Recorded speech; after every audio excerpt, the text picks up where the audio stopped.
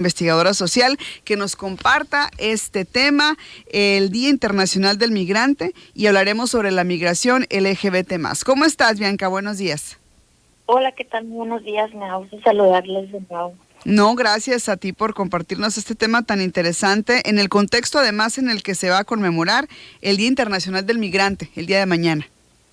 Así es, el 18 de diciembre se conmemora, como tú mencionaste, el Día del Migrante. Y bueno, yo creo que de alguna forma, por estar ubicados en esta zona geográfica ahora sí que del mundo, ¿no? Estamos como cada vez más acostumbrados a ver a las personas en movilidad, ¿no? Pero bueno, pensemos un poquito más allá de qué es lo que está pasando en el tema migratorio.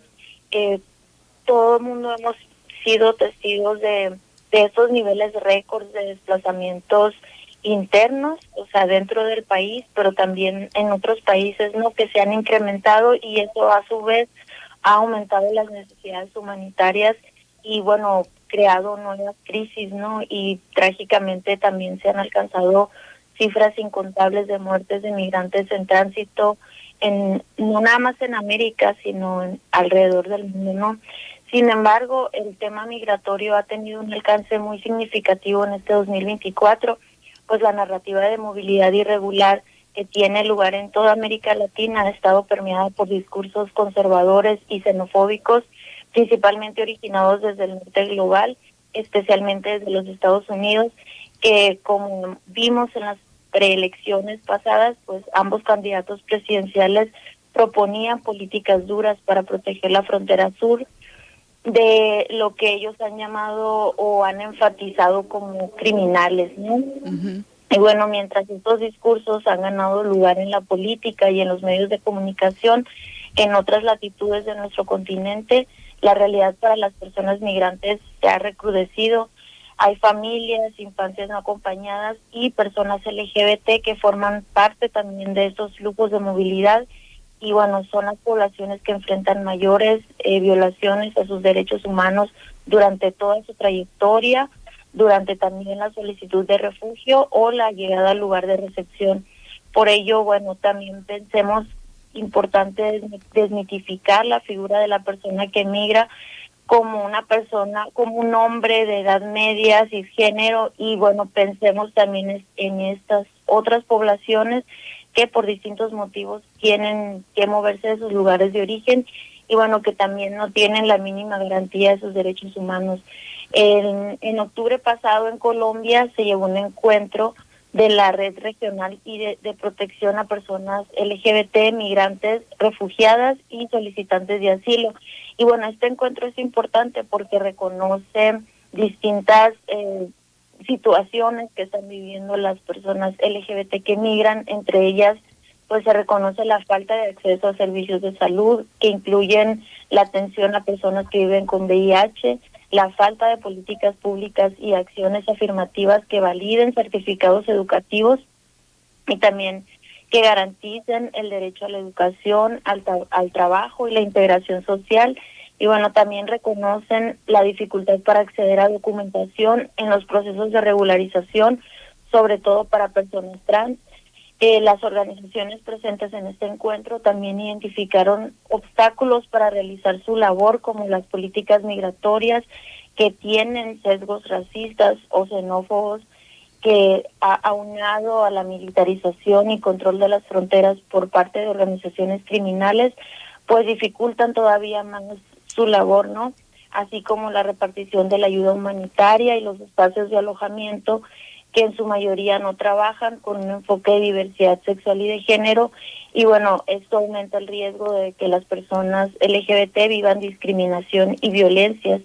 La realidad para estas poblaciones, personas migrantes y refugiadas LGBT en América, pues es alarmante. Los países que encabezan la lista donde se reportan mayores experiencias de vulneración de derechos, barreras para acceder a servicios y dificultad para regularizar el estatus migratorio, son Colombia, México y Guatemala. los hallazgos que tuvo este encuentro, que es importante, pues hablan de la doble carga que enfrentan las personas LGBT en contextos migratorios y de desplazamiento forzado, no solamente porque lidian con las situaciones que históricamente han soportado de discriminación y rechazo a las poblaciones LGBT, sino con los retos propios de la experiencia de desplazamiento y migración. Y bueno, muchas de esas personas escapan también de situaciones de violencia y persecución en sus países de origen, pero al llegar al nuevo país, al país que los recibe, pues también se encuentran con estas situaciones de discriminación por su identidad, expresión de género u orientación sexual, lo que sumado a todas las barreras mencionadas pues genera un entorno de exclusión y de aislamiento, ¿no? Que puede formar, que puede impedir formar redes de apoyo, participar activamente en la sociedad y bueno, construir una vida digna. En nuestro país existe la Red Nacional de Apoyo a Personas Migrantes y Refugiadas LGBT, REDAPAM, que trabaja en la exigencia y defensa de los derechos humanos de las personas lesbianas, gays, bisexuales, trans, intersex y otras expresiones e identidades de género no hegemónicas que se encuentran en situación de movilidad en nuestro país. Y bueno, es importante el trabajo de esta red porque no nada más apoya a las poblaciones en tránsito, sino que también busca cambiar la narrativa sobre quién es la persona que migra, quién es el sujeto que está en movilidad y trata de visibilizar estas condiciones en las que ocurre la movilidad humana, reconociendo las violaciones sistemáticas y estructurales de derechos humanos, las crisis políticas y sociales y todos estos factores que obligan a las personas a desplazarse de sus territorios. Aparte de REDAPAM, Bianca, ¿qué instancias en México, por ejemplo, deberían garantizar el acceso a los derechos, ¿no?, de la población migrante LGBT? Pues pensemos también en el Instituto Nacional de Migración, ¿no? Que yo creo que sí lo tenemos en mente como esta institución, la ACNUR, estas otras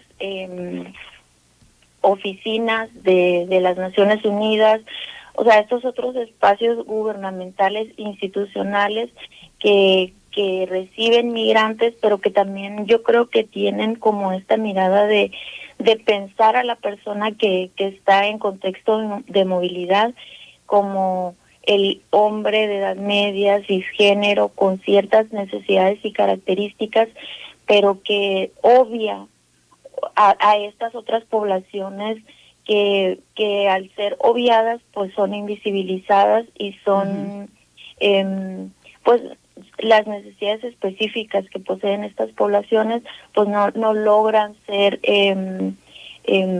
pensadas en estos entornos institucionales, ¿no? Y entonces se presta a violaciones de derechos humanos, se presta como a otras situaciones que todavía ponen como más en situación de vulnerabilidad a las personas en movilidad, ¿no?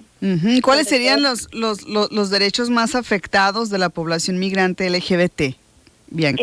Principalmente el derecho a la salud, el derecho a regularizar su situación migratoria porque no son reconocidas sus identidades y bueno, a su vez esto impide el acceso a un trabajo digno, a la integración social, es decir, que estas personas logren ser parte como de la vida, de los entornos laborales, comunitarios y sociales en los lugares donde de acogida, ¿no? O los lugares donde llegan a quedarse o a mantenerse en el tránsito. Bueno, pues está muy interesante el tema. Es mañana el Día Internacional del Migrante y estamos hablando de manera concreta sobre la población migrante LGBT+. Bianca, como siempre, pues un gusto, un placer tenerte por acá en este espacio. Te enviamos un saludo. Al contrario, un saludo y felices fiestas. Igualmente, felices fiestas. Es Bianca Acuña, doctora en Ciencias Sociales, es investigadora social y en esta sección de Columna Violeta que de forma alternada tenemos cada martes, hoy nos habló sobre la población migrante LGBT. Así el tema esta mañana. Con esto nos vamos a mensajes, son las 7:50.